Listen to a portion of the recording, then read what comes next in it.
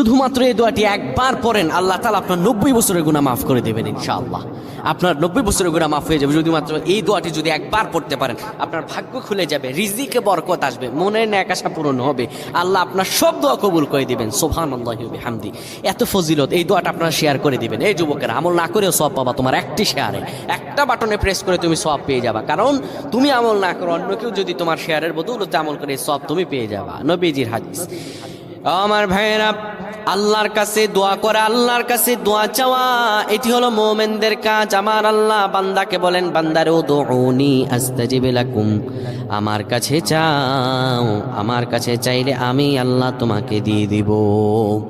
কেউ যদি একবার এই দোয়াটি পড়তে পারে, দোয়াটি হলো রব্বি ইন্নী যালামতু নাফসি ফাগফিরলি।